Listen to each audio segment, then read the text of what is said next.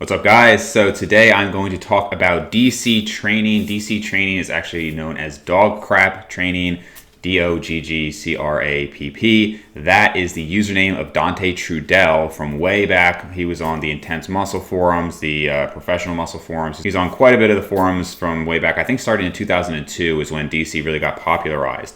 And so it's interesting to me because when I kind of came up in this space, I mean, Dante was a big influence, and he was always about, his term was heavy slag iron, and we're going to talk about some of the principles that he espouses as being really important and where we might disagree in some areas. All right, so what is DC training? I mean, what is the actual system? So he has some more advanced models, but the standard two-way system that they call it is 1 day chest, shoulders, triceps, back width, back thickness. The other day would be biceps, forearms, quads, hams, calves. Okay, so I don't know if I'm going to break down every little aspect here, but essentially it's about rest pause. So let's just take an example for chest. You might do a hammer strength chest machine. You would get a weight that you can do maybe 12 reps. You go to all out failure. Then you take about 15 breaths. In my experience, that's 30 seconds to a minute. So I just average around 45 seconds. Then you do another set to all out failure. And then you do a third set to all out failure. So that might look like 12, 4, 3. Okay. After that, sometimes you will implement a static hold. So you are really just going as hard as possible. And then you'll go into a roughly 1 minute to 90-second stretch. So that's like an intense stretch where after that you might say take some dumbbells and then do a pec stretch. And that is brutal. I mean, at this point, the muscle is very pumped up. That is very tough to do. So that would be chest. Then you do something similar for shoulders, and then triceps, back width, back thickness. You don't typically rest pause the back thickness just from a safety standpoint. If you're doing like barbell rows, maybe not the best thing to rest pause. Same thing with like a deadlift. You might not want to rest pause that. One of the bigger differences on the leg day is that you have a widowmaker for the quads. So if you're doing squats or a hack squat or something like that, you would then, instead of doing the traditional rest pause, you would do a weight that you can do a 10 rep max with. That's a 10 to 12 rep max. You go to, again, all out failure. You hold the weight there. Take a few breaths. Another term is breathing squats. You then get maybe 2 more. You take a few more breaths. You get another 1 or 2 more. You literally do that until you get up to 20 reps with your 10 to 12 rep max. Very intense. He's big on high amounts of protein. So for a while, he talked about 2 grams per pound of protein. He is big on morning fasted cardio, on carb cutoff, so not eating carbs too late in the day. At one point, he was talking about keeping proteins and fats and protein and carbs together, but keeping the fats and carbs separate. I think he's kind of moved away from that a little bit. But probably the biggest principle and probably the main reason that this routine works, in addition to like the good nutrition, is having, like he says, heavy slag iron and having progression. So you want to beat the logbook, right? So whatever you got this week, you need to make sure the next time you do this workout, you are beating that, right? Now, for a lot of people who watch this channel, that's like, yeah, of course, progressive overload, right? But when this was coming out in 2002 or so, I think it was still kind of at the time very popular to just go for a pump and do these kind of like, bodybuilder workouts that, again, get you a lot of pump. And if you have good genetics, then you're probably going to do fine. But this really, then people talk about like that dense muscle that people had and the muscle that sticks around even if you go off a steroid cycle.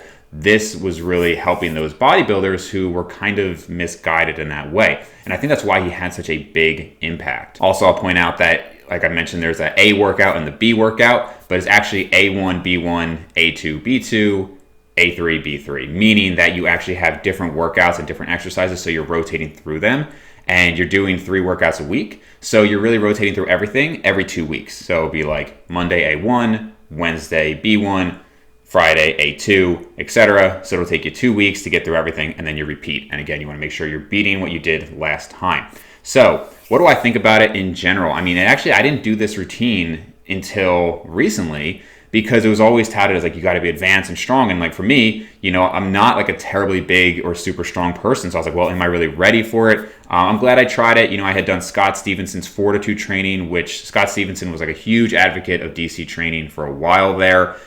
He's still an advocate for it, but he then came up with his own Fortitude training, which has a lot of the same principles, but definitely not the same routine. And I would definitely recommend anybody check out Fortitude training and his book. His book is fantastic. Scott is definitely the man, so he's a great resource. But I had followed a lot of the DC principles, and to be honest with you, I found a lot of them didn't really matter much for me. It's not that I have anything, I think Dante's great. I think he's very motivational in his speaking and like with the posts that he writes. But some of those things I just didn't find mattered. So for instance, carb cutoffs. Did it matter when I combined protein and fat and carbs in one meal? Did I have to keep the carbs and fat separate? No. John Berardi was actually somebody who talked about that for a while in Precision Nutrition, and I think he actually has kind of rescinded that view as well. Did it matter when I had the carbs, later at night? Not really. Did morning cardio matter? Not really. I used to be, when I was in high school, I would get up, I'd do the fasted cardio, I'd go to school, I'd work out, and then eventually I just stopped doing all that cardio. And it didn't matter. It didn't have any negative impact. And if anything, I seemed to actually get more progress afterwards. And I'm not saying don't do cardio. I'm just saying for me, it really didn't seem to matter. 2 grams per pound of protein. For years, I was doing 2 grams per pound of protein. So I was 160 pounds, eating almost 350 grams of protein, just an enormous amount of chicken breasts. And, when I cut that down to, 1 gram per pound, I was maybe doing like 180 grams or so. No negative at all. So there are some significant areas that I disagree with Dante with. And I understand, he could always come back and say, well, how many bodybuilders have you trained? How many bodybuilders have you made go pro? Fair enough. I'm just saying for me, and honestly, a lot of other people, there are a lot of people who are way bigger than me and who are actually pro bodybuilders who would talk about, no, like 1 gram per pound was totally fine. And I've actually even seen Dante, come back a little bit. Now I see him say that 1.5 grams is fine. This is something I have talked to him directly about. And I think he's now saying 1.5 is fine. And yeah, I'd say if you're between 1 to 1.5 grams per pound of body weight, I think you're fine there. Another thing, so you might know from my Instagram posts, I definitely have very stubborn calves. I have done everything you can possibly think of for calves, everything. So I'm sure somebody's still going to write, well, have you tried this? Yes, I have. It didn't matter. My calves have been the same size since I was 17 years old. Meanwhile, my arms have grown 3 inches since then. So I've tried everything. And so there are actually 2 DC calf training protocols. So the one that's kind of like the standard in his routine is you'll do a set that's I think like 15 reps or so, but you will do a 5-second negative. You will hold the rep at the bottom in the stretch for 15 seconds, and then you explode up. And that's 1 rep. So you do that 15 times. I did that for like a year. Torturous. Didn't notice any benefit. One that was probably the hardest, most unenjoyable calf routine I've ever done is where he has you. It's kind of hard to explain, but you have a treadmill on a high incline, and you actually have your arms up over the treadmill, and you are walking on your tippy toes and like really contracting each time for like, I think it was like a half an hour. I think you start at like 15 minutes and then you go to 20, whatever. So that was a miserable 15 to 20 minute. Basically, it's like a 15-minute set. It sucks. And that didn't do anything. Now, some people report that it does work for them. So I'm not saying this stuff doesn't work. I'm just saying for me and for a lot of people, it didn't really seem to matter. But again, I'm a fan of Dante, and I think a lot of his work is good. I think the best principles that he really implemented in people was, hey, heavy slag iron, progressive overload. You need to beat the logbook. And that, as a lot of the listeners here know, is one of the most critical aspects of all of lifting, right? If you're not getting stronger over time for moderate rep ranges, you're probably not going to be getting bigger. So that I 100% agree with him. Do I think that rest pause training is definitely the best way to do it? I think it's a fine way to do it. I like it because it's fast, it's convenient. I'm done a workout in like 45 minutes rather than an hour and a half by resting, 3 or 4 minutes between sets. So I do enjoy it. I also I'm an intense person, and I like to push myself very hard. So to be able to go all out and push and give it everything I have, I like that. I kind of find it harder to say, okay, well, I did 10 reps last time and had 2 RIR, and I'm going to do that again this week, and hopefully I can get 1 more, but I'm not sure because I'm not totally pushing to failure. I have nothing against keeping reps in the tank. I'm just saying that, like, for me, I do personally like to push very hard. So like I said, I did DC. I did the full thing this time instead of just some principles here and there. And I went through 2 cycles of it. So he basically has blast and cruise phases. A lot of people are familiar with blast and cruise, referring to anabolic cycles. I believe that he might have actually come up with it in tandem with that, saying like, when you're on your cycle, you should be blasting hard in your workouts and, vice versa. I'm not 100% sure on that. But for me, I said, okay, let me give it at least 2 full blast and cruise. So the whole thing took about, I think it was like 6 weeks blast, 2-week cruise, and then 6-week blast, 2-week cruise. So you're looking at like 14 to 16 weeks.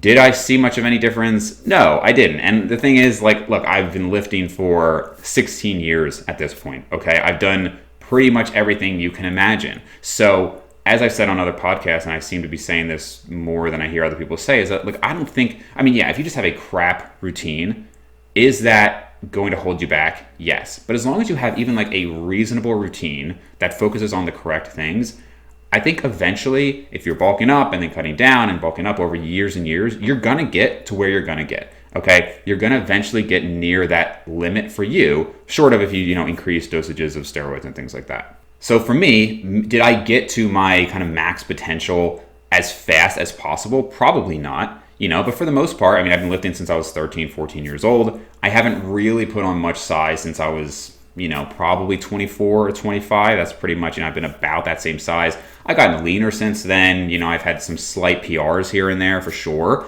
But have I put on appreciable size? Maybe a quarter inch on my arms over like 4 or 5 years or something like that, but not huge amounts.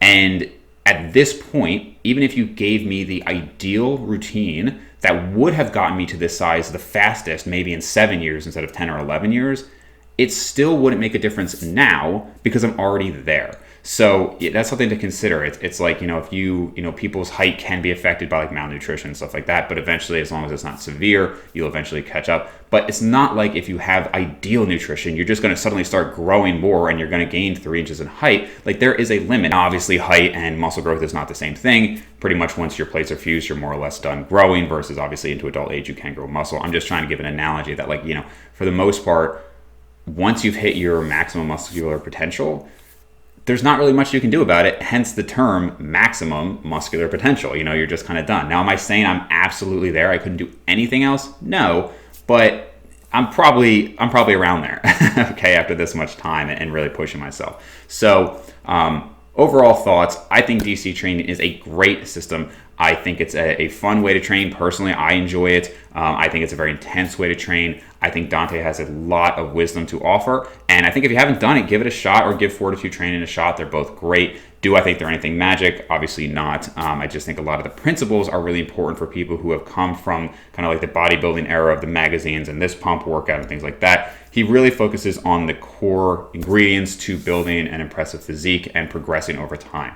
So those are my thoughts on DC training. That is my experience with DC training. If you have any questions about it, feel free to DM me on Instagram, Dave_McConey. Feel free to post comments down below here. Always appreciate a like, subscribe, and follow, and thank you guys.